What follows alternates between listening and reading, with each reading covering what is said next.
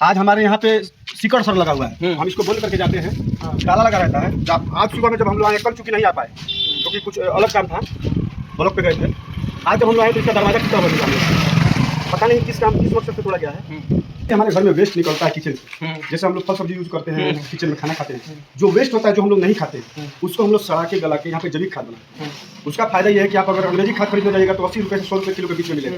वही ये जैविक खाद आपको हम 5 से 10 रुपये में प्रोवाइड करा सकते हैं। हमारे बगल के जो पंचायत है, जैसे भागर है या जगदीशपुर है, जहाँ हमसे पहले से ये बना हुआ है, वहाँ पे जैविक खाद बन चुका है। खुद मैं वहाँ से ला के और अपने खेतों में, अपने गमले में, अपने सब्जी में इस्तेमाल करता हूँ। मुझे प्लास्टिक में देखिए 2 है, ये जो भी प्लास्टिक है ये वेस्ट है सर, ये हमारे काम का नहीं है, लेकिन इसमें से ये हमारे काम का है। इसको हम लोग क्या करते हैं कि नौतन है, वहाँ पे प्लास्टिक जैविक इकाई खुला हुआ है, जैसे जी नौतन प्रखंड में, वो जिले में प्रखंड में एक ही होता है। हमारे प्रखंड में जहाँ भी अब चुनाव नहीं हुआ कहाँ बनेगा, हम लोग नौतन गए थे।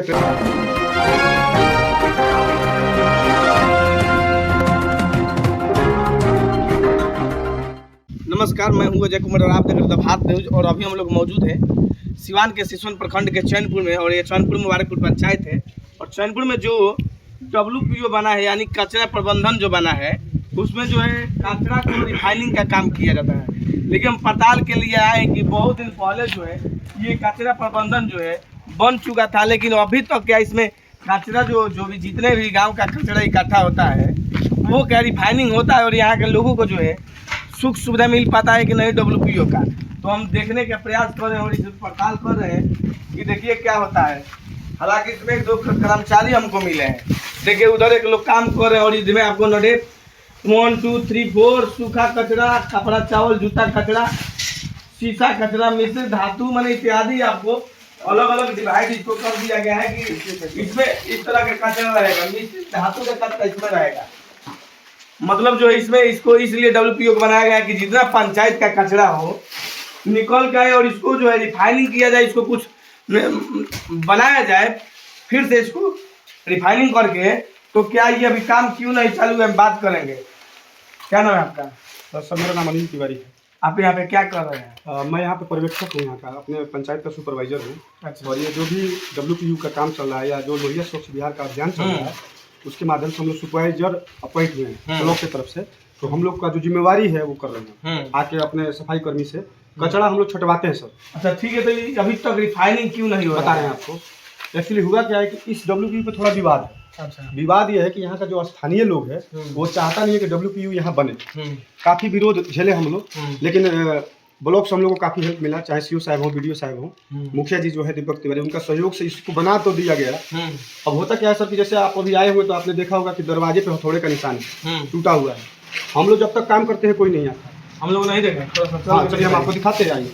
आइए देखिए, ये कह रहे हैं कि दरवाजे पे टूटा हुआ निशान है जिसकी वजह से हम लोग को दिक्कत हो। देखिए कि हम लोग दिखाने का प्रयास कर रहे हैं इनके माध्यम से। आइए कहाँ पे टूटा हुआ है, ये देखिए जहाँ पे कब्जा लगा है, जहाँ कब्जा लगा है, जहाँ से ये दरवाजा निकल जाएगा बाहर, वहाँ पे थोड़ा सा प्रहार किया गया है। इसकी सूचना हम पूर्व BDO सूरज सिंह थे, सर को दिए थे। तो कहते कि ठीक है आप ऐसा कीजिए कि ये फर्स्ट टाइम है, हो सकता है किसी ने नशे में आकर या गलत काम के लिए ट्राई किया हो।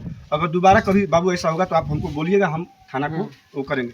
खैर सर चले गए, अभी नए जो सर आए हैं वो भी बहुत हेल्प करते हैं। आज हमारे यहाँ पे सीकड़ सर लगा हुआ है, हम इसको बंद करके जाते हैं, ताला लगा रहता है। आज सुबह में जब हम लोग आए, कल चूंकि नहीं आ पाए क्योंकि कुछ अलग काम था, ब्लॉक पे गए थे। आज जब हम लोग आए तो इसका दरवाजा टूटा हुआ निकाला, पता नहीं किस मकसद से तोड़ा गया है। दूसरा जो आपका सवाल था कि क्यों नहीं शुरू हुआ है, हमारा काम प्रोसेस में शुरू हो चुका है। थोड़ी दिक्कत आ रही है, मैं आपको बता रहा हूँ। ये है WPO हम लोग कहते हैं वेस्ट प्रोसेसिंग यूनिट।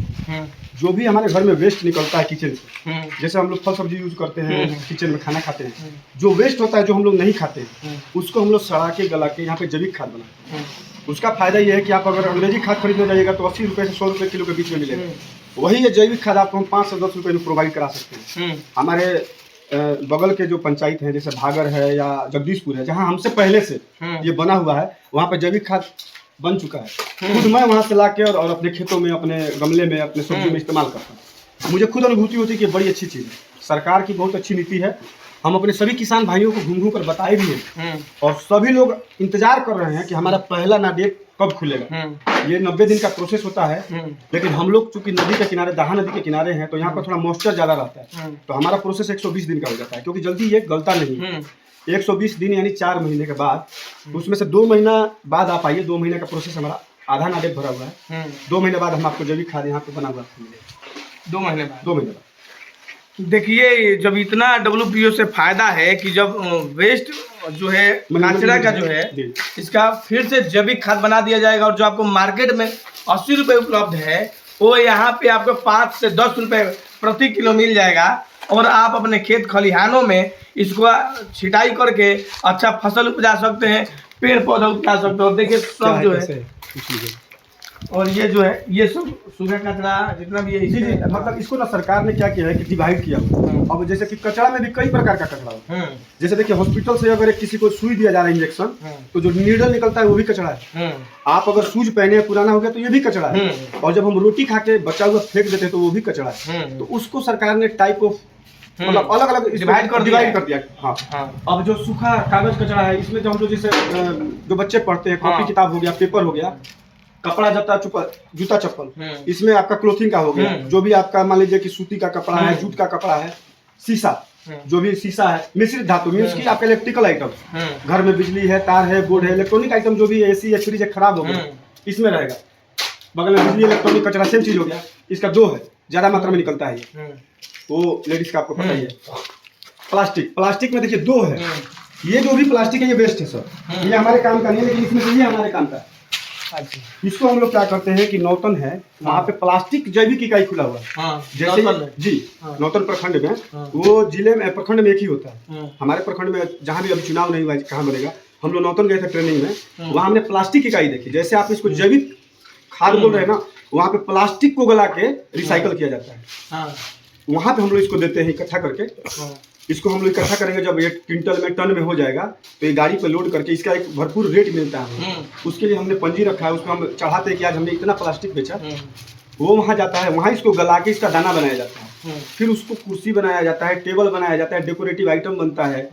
पिच में आजकल इस्तेमाल हो रहा है, जो सड़क बन रही है ना आजकल, उसमें भी उस प्लास्टिक दाने का, क्योंकि वो अलकतरा और जो पत्थर आता है जिसको हम लोग जीरा बोलते हैं, उससे सस्ता और टिकाऊ है। 90 साल की वारंटी होती है। जो सड़क एक बार इससे ढलाई हो गई वो 90 साल तक खराब नहीं होगी। और 78 डिग्री फ़ारेनहाइट जो टेम्परेचर होता है उतने पे भी वो नहीं पिघलेगी, इतना हार्ड प्लास्टिक होता है। तो उसी के लिए सर हम लोग इसको अभी छटाई करेंगे। हमारे यहाँ 3 कर्मी है, 2 महिला 1 पुरुष। उन लोग को हम छुट्टी दिए हैं लंच का, एक ये अभी काम कर रहे हैं, इनके जाने के बाद वो लोग फिर आएंगे। इसमें से हम लोग कलर वाइज कलर कोडिंग दिया हुआ है, हर कलर का अलग निकालेंगे। व्हाइट अलग जाएगा, ब्लू अलग जाएगा, ब्लैक अलग जाएगा। सिंगल टाइम जो यूज प्लास्टिक होता है जिसमें हम लोग सब्जी कैरी करते हैं, उसका कोई वो नहीं है, वो फेंक दिया जाता है। अच्छा, यहाँ पे आपको क्या परेशानी हो रही है? सर परेशानी यही है कि मतलब सामने कोई नहीं आ रहा है। अगर कोई सामने नुकसान पहुंचाने वाला है, जो चाहते हैं कि यहाँ पे ये नहीं रहे, जिसको हम लोग असामाजिक तत्व कह सकते हैं। असामाजिक तत्व जो समाज के अच्छे काम को नहीं देखना चाहते। नुकसान सर किसी को नहीं है। कुछ पल के लिए गांव के लोगों को भ्रमित किया गया था कि यहाँ पे कचरा घर बन जाएगा तो हम लोग हमेशा कचरा महकेंगे। यहाँ जिसका जमीन है वो लोग विरोध किए थे कि जब मेरा घर बनेगा तो कचरा लगेगा। लेकिन सच्चाई ये है कि यहाँ इतना कचरा रखा हुआ है, आपको बदबू आ रही है। अगर आ भी रही होगी सर, तो जब हम जैविक खाद बनाएंगे तो नहीं आएगी। इसका प्रोसेस है। इधर व्यवस्था भी है कि सब बाहर से थोड़ा सा बिल्कुल आप देखिए, इसको बिल्कुल एयर कंडीशनिंग टाइप पर बनाया गया है, चारों तरफ खुला छोड़ा हुआ है। दिक्कत सर ये है ना कि कुछ लोग धूल विरोधी होते हैं, वो अच्छे काम का भी विरोध करेंगे, उनका नाम ही होता है विरोधी। आप खराब काम करिए, उसका विरोध समझ में आता है। एक बात बताइए, जो चीज आप 100 रुपए किलो खरीद रहे हैं वो चीज आपको 5 रुपए किलो मिलेगी। जो चीज आप दवाई खा रहे हैं, इंजेक्शन, हम कहते हैं कि इंजेक्शन है। हमने फरीदाबाद में भी ट्रेनिंग लिया हुआ है, मैं 12 साल तक जॉब किया हूँ इस चीज़ का। पहले भी मैं सुपरवाइजर था, यहाँ नहीं था, बाहर में था, दिल्ली में। मुझे उस एक्सपीरियंस का फायदा मिला, इसलिए मेरा चयन हुआ है। मैंने अपना सर्टिफिकेट लगाया हुआ है। हम जैविक खेती की बात करते हैं सर। आप एक बात बताइए, हम पालक खाते हैं, हम शलगम खाते हैं, हम आलू खाते हैं, उसमें क्या होता है? आजकल मेडिसिन होता है, इंजेक्शन दिया जाता है। मतलब 2 किलो का लौकी 4 दिन के बाद से 8 किलो का कैसे हो रहा है सर? इंजेक्शन पे। उसको हम लोग दूर करने के लिए सरकार ने ये काम किया है कि आप जैविक खाद से बना हुआ शुद्ध भोजन कीजिए। इससे किसको नुकसान हो सकता है? इससे किसको नुकसान? जैविक जो जमीनी स्तर से उगाया है जी, जी, तो उससे क्या नुकसान है? कोई नुकसान नहीं है, इसका बेनिफिट है। एक तो किसान की आय डबल हो जाएगी। जब आपका खर्च आधा हो जाता है तो डबल वहीं पे आपका आय हो जाता है। जब आप 100 रुपये किलो खाद खरीदते हैं 5 किलो, तो आपको 500 रुपये लगता है। वही खाद आपको 50-25 रुपये में मिल जाता है, यानी कि 475 रुपये आपने सेव कर लिए। पहला फायदा। दूसरा फायदा, जो सब्जी आप बाजार में बेच रहे हैं आज, जैविक खाद अगर से बना है, आपके शरीर को कभी नुकसान नहीं करेगा। मैं चैलेंज करता हूँ, कभी नहीं करेगा सर।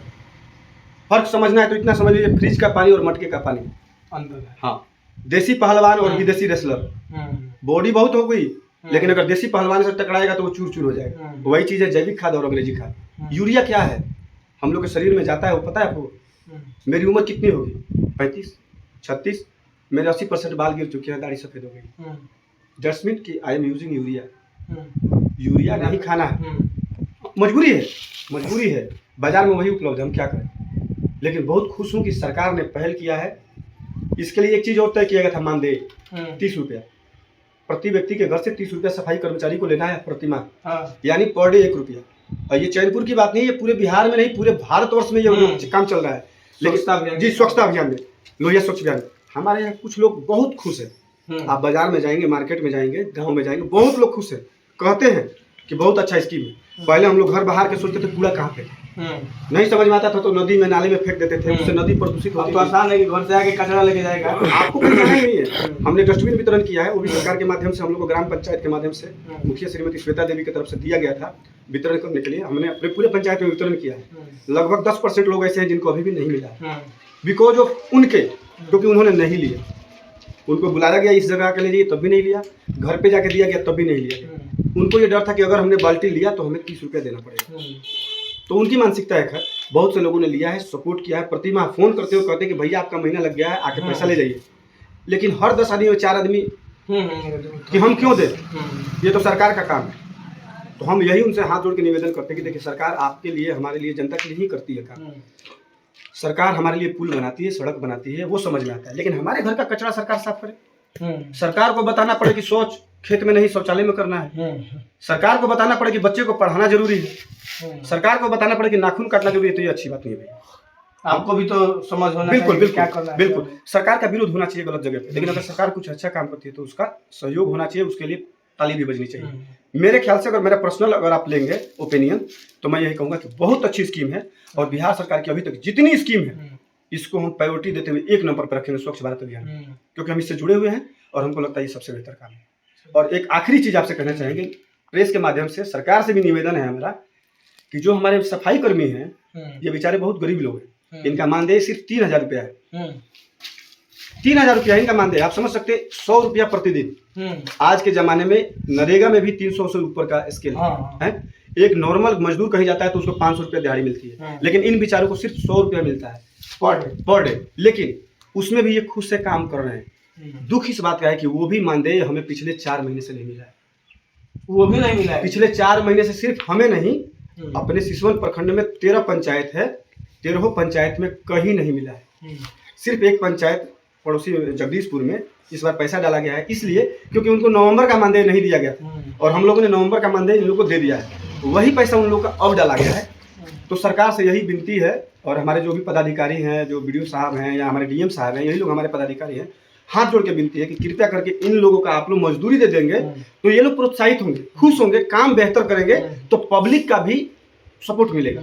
होता क्या है सर कि इनको पैसा नहीं मिलता, ये अनमने ढंग से काम करते हैं, सच्चाई है। अब जिनको पैसा नहीं मिलेगा तो मन से काम। मेरा विभाग है, मैं खुद बुराई कर रहा हूँ, ये लोग अच्छे से काम नहीं कर रहे हैं। 2 दिन जाते हैं, 1 दिन नहीं जाते, मेरे पास फोन आता है। मैं क्या करूँ भैया, जब इनको सैलरी नहीं मिलेगी तो ये काम क्यों करेंगे, और जब ये काम नहीं करेंगे तो पब्लिक मानदेय क्यों देगी। इसी में काम फंसा हुआ है। तो सरकार से निवेदन है कि आप कृपया 3000 रुपये इनको हर माह दे दीजिए। मेरी जिम्मेवारी है, मैं सामने खड़ा होकर कह रहा हूँ, मेरे चैनपुर में अगर कहीं कचरा दिखेगा मुझ पर कार्रवाई कीजिए। लेकिन अगर मेरे कर्मी को पैसा नहीं मिलेगा, आई एम सॉरी, मैं कुछ नहीं कर सकता। मैं क्या करूँ बताइए, मारा पीटी तो नहीं कर सकता काम करवाने के लिए, मेरी मजबूरी है। हम लोग रोज जाते हैं, सर से बात हुई है, खैर अभी आश्वासन मिला है कि जल्दी इसको हल किया जाएगा, पैसा आ जाएगा। चलिए, तो देख सकते हैं चैनपुर का जो WPO का मामला है। हालांकि कुछ लोग जो हैं, जो इस सामाजिक तत्व के लोग जो हैं, इस WPO को चलने नहीं देंगे। वो इसलिए हम ये बोल रहे हैं कि वो लोग तोड़ने का प्रयास करें, इसको यहाँ से हटाने का प्रयास करें। लेकिन जैसा यहाँ के सुपरवाइजर बताए हैं, उसके हिसाब से जो इन लोगों का मानदेय भी मिलना बहुत ज़रूरी है। अगर आज के डेट में तो 3,000 रुपये में अपना घर परिवार चलाना कितना मुश्किल है, ये सिर्फ वही लोग जानते हैं जो चला रहे हैं, अन्यथा दूसरे लोग सिर्फ इस पर टिप्पणी नहीं करेंगे। लेकिन इन लोगों का उतना ही अगर मानदेय टाइम पे मिल जाए तो ये इन लोगों के लिए और इनके परिवार के लिए बहुत अच्छी बात है। तो हम सरकार से और यहाँ के जो ब्लॉक प्रखंड पदाधिकारी हैं उनसे भी निवेदन करेंगे कि अगर आपके पास ये वीडियो जाता है तो इस पर कार्रवाई करने का काम कीजिए और इन लोगों का मानदेय टाइम पे दिलवाने का काम कीजिए। तो चलिए, तो आज उनके साथ जुड़े रहिए। जय हिंद।